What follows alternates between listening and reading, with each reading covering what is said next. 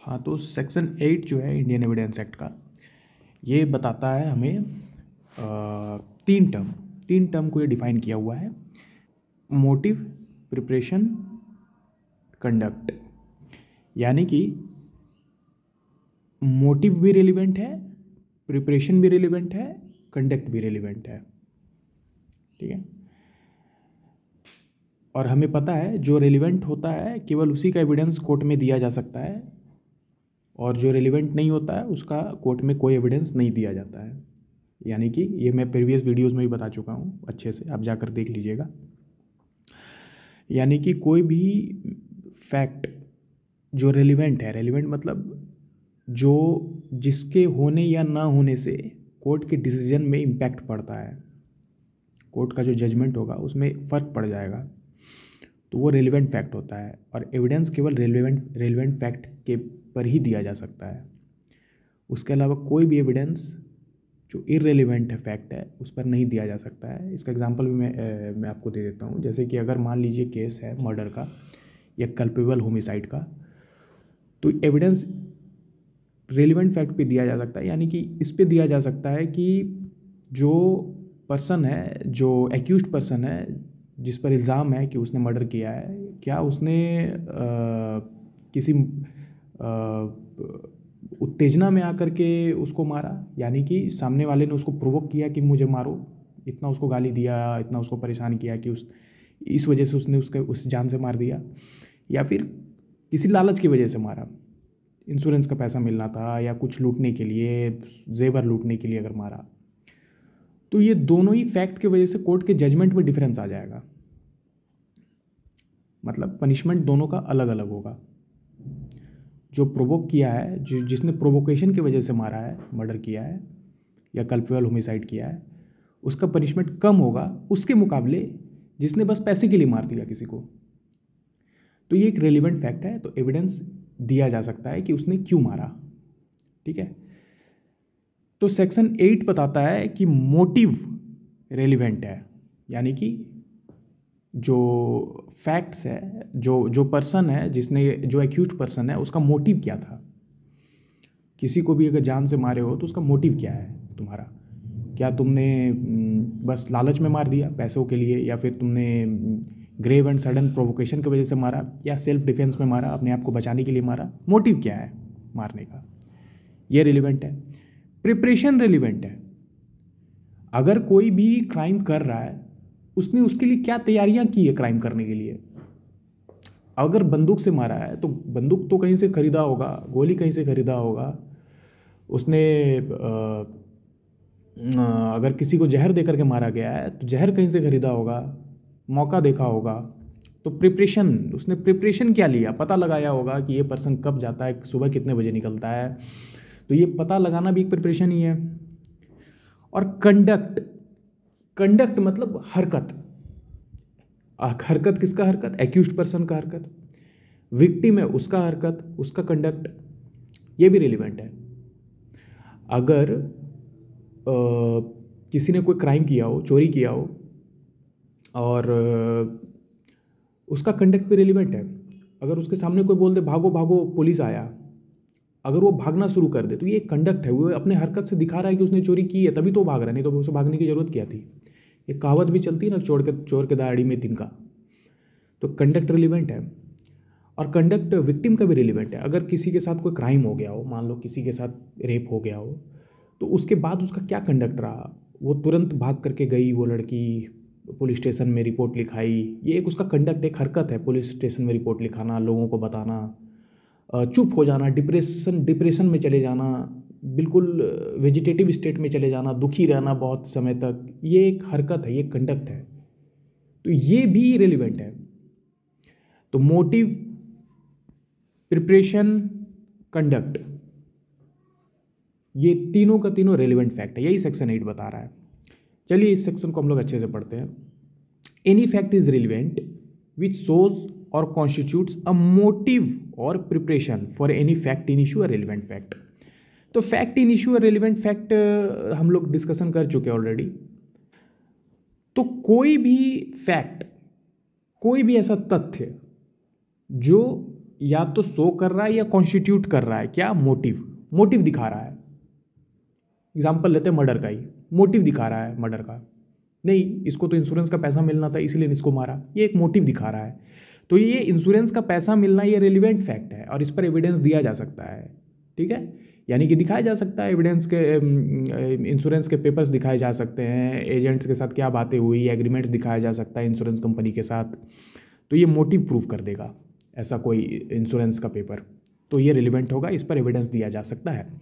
Preparation, कोई किसी को जहर दे करके मार रहा है, उसने क्या प्रिपरेशन लिया उसके लिए, खाना बनाया उसके घर जा करके, जहर खरीदा, खाना में ये सब प्रिपरेशन है उसका, ये प्रिपरेशन भी, इस पर भी एविडेंस दिया जा सकता है कि उसने किस दुकान से जहर खरीदा, बगल वाले दुकान से जहर खरीदा तो दुकानदार जो है उसको विटनेस के तौर पे बुलाया जा सकता है, वो एविडेंस दे सकता है कि हाँ इसने तो जहर खरीदा था, कभी खरीदता नहीं है लेकिन इसने उस दिन जहर खरीदा था जिस दिन मर्डर डेथ हुआ है, तो ये उसका जो विटनेस होगा, उसका जो स्टेटमेंट होगा दुकानदार का, वो प्रिपरेशन प्रूफ कर सकता है, ठीक है। फिर हम लोग आते हैं the conduct of any party और in agent to any party to any suit और proceeding in reference to such suit or proceeding or in reference to any fact in issue therein or relevant thereto, and the conduct of any person an offense against whom is the subject of any proceeding is relevant. The conduct of any party मतलब any party to the suit or proceeding, यानी कि जो मुकदमा चल रहा है उसका कोई भी पार्टी हो, चाहे वो प्लेंटिफ हो, डिफेंडेंट हो, प्रोसिक्यूशन हो, डिफेंस हो, किसी का भी कंडक्ट रेलिवेंट होता है, ठीक है। In reference to such suit और प्रोसीडिंग, उस मुकदमे से रिलेटेड अगर उसका कोई कंडक्ट, कोई हरकत है तो, ठीक है। In reference to any fact in issue therein और relevant thereto, fact in issue और रेलिवेंट फैक्ट से रिलेटेड अगर वो कंडक्ट है तो, इफ सच कंडक्ट इन्फ्लुएंसेस और is influenced by the fact in issue और relevant fact and whether it was previous और सब्सिक्वेंट देयर टू, इसको तोड़ के पढ़ना होगा। The conduct of any party यानी कि विक्टिम भी हो सकता है, एक्यूज्ड भी हो सकता है, जैसे कि मैंने बताया रेप विक्टिम डिप्रेशन में चली गई, कोर्ट गई, वकीलों से जाकर के मिल रही है, पुलिस स्टेशन थाना जा रही है, रो रही है, डिप्रेशन में है, तो ये कंडक्ट है विक्टिम का। और मैंने बताया एक्यूज्ड का कंडक्ट, चोर का कंडक्ट, अरे भागो भागो पुलिस आई और चोर भागना शुरू कर दिए, चोर का कंडक्ट। दोनों पार्टी का कंडक्ट या उनका एजेंट जनरली बोला जाता है वकीलों को जो कोर्ट में उनकी पैरवी कर रहे हैं, उनका भी कंडक्ट रेलिवेंट होता है, मतलब बट इन लोगों का कंडक्ट टू एनी सूट और proceeding in reference to such suit और प्रोसीडिंग और in reference to any fact in issue और रेलिवेंट फैक्ट देयर टू, यानी कि इनका जो कंडक्ट हरकत तभी रेलिवेंट होगा जब ये reference to in fact in issue या रेलिवेंट फैक्ट को अफेक्ट कर रहे हैं।